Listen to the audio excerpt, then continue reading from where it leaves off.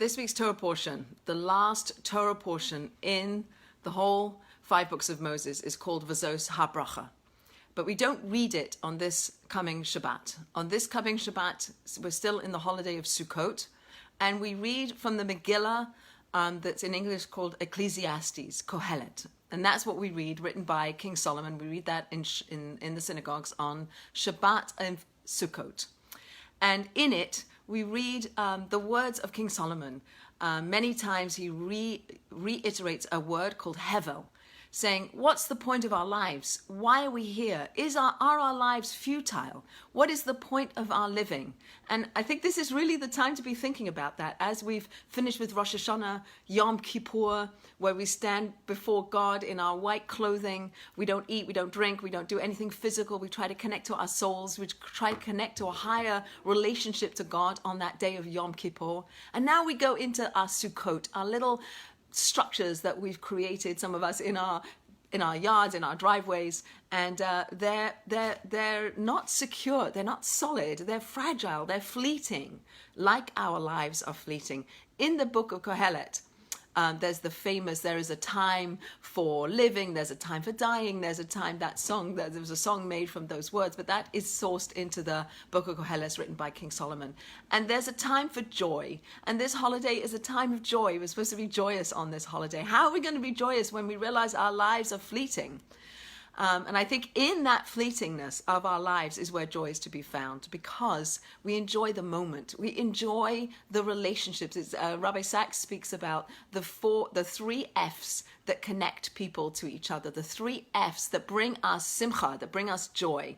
The F of faith, having a relationship with God, understanding that our structures that we live in are feeble, are not solid. We can't rely on our houses. We can't rely on anything other than God. So there's a faith aspect to letting God take over, letting God run the world. That's where we have a certain simcha from letting go, not being in control. We can't control everything. God's in charge.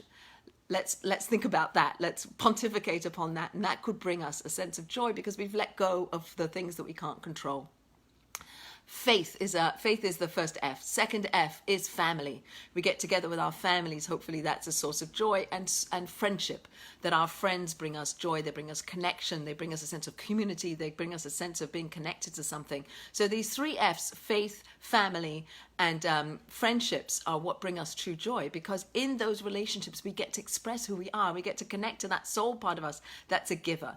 So Moses, in the Torah portion, the last Torah portion, which we will read at the end of the holiday of Sukkot, there's Torah portion that's called Vazos Habracha, where Moses blesses all the Jewish people before he dies. This is this parsha where he dies. He goes up onto Mount Nebo, and on Mount Nebo, God takes his soul. That's death, was taking of the soul. And God buries him, and it says God buries him in the Gai. The word in the Torah is Gai, a Gimel and a Yud. And those 2 letters, if you add up the numerical value of the Gimel and the Yud, which spell the word Gai, which is where God buried Moses, in the Gai, in the valley, in the depression. Those 2 letters count up to 13. And this reminds us of the 13 attributes of God's mercy, the way in which God works and manifests himself in the world in 13 ways of compassion and love for his creation. And when Moses is buried in the Gai, he's buried in that 13th layer. It says in the Medrash that God takes his soul and he puts it under his holy throne, whatever that means. And we do that when we prepare Jewish people for burial, and we dress people in the clothing that were the clothing of the Kohen, of the high priest, in the temple, going into the Holy of Holies on Yom Kippur. When we go in, when we bury someone, we take the gartel, we put it around their waist, and we tie it 13 times, because we want everyone to get to that high level. Everyone should be sitting, please God, high up in the highest realms, getting close to the divine presence. So that's what we do. And Moses is buried by God, but we don't know where he's buried. No one knows where he's buried. So that his graveside would have become a place where people would pilgrimage to. It should be that Moses' teachings continue, that his presence in our lives continue through the way in which he brought us out of Egypt and wrote the Torah and was the mouthpiece for God, that he is the conduit for the word of God. And so we don't know where Moses is buried. But we do know that God buried Moses. And that's something, when we imitate God, when we try to be godlike, that's one of the things that we do. We bury our dead.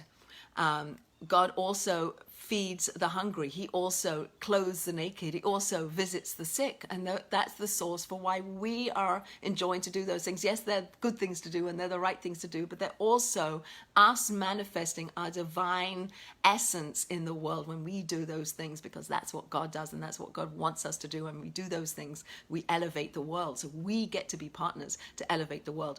So when King Solomon is speaking about what's the point, why am I here? What's the future? Is life futile? Is it fleeting and is it fleeting? Yes. Is it futile? No.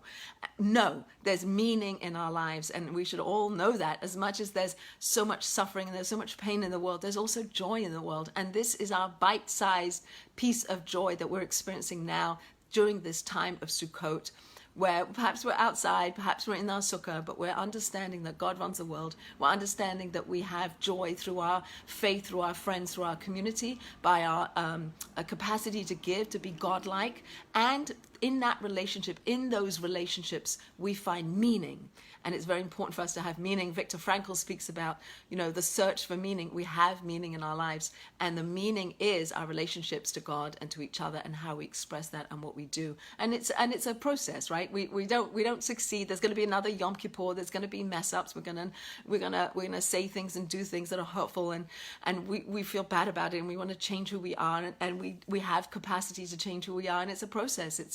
But it's part of our work of this world is to work on ourselves, to improve ourselves, to be better, to understand where we slip up and where we do the wrong things, and where we can better ourselves and we can feel good about bettering ourselves.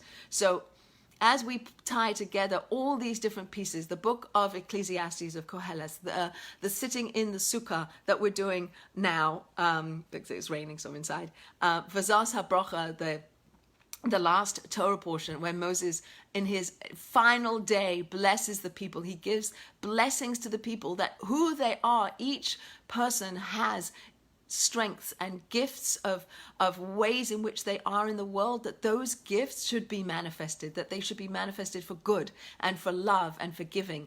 And Moses blesses each one of the tribes that they should be able to manifest who they are in the world in the right way. So every blessing is different. It's just an abundance of who you are should be more. You should means more, like you're going to overflow like a mayan, like a berecha, like a spring should just overflow. So my blessing for all of us is of V'zos HaBracha, that we can bless each other, that we have capacities that can be manifested and put out into the world. We can do that we can sit in our feeble structures outside and recognize that God runs the world, that we can sit under the schach. The name for the roof of the sukkah is a schach, and the only other time that word schach is mentioned in the Torah is on the little angels, the little cherubs that sit above the Ark of the Holy Covenant that sits in the Holy of Holies in the temple. And those angels that sat on the top of the Holy Ark, they had wings outstretched.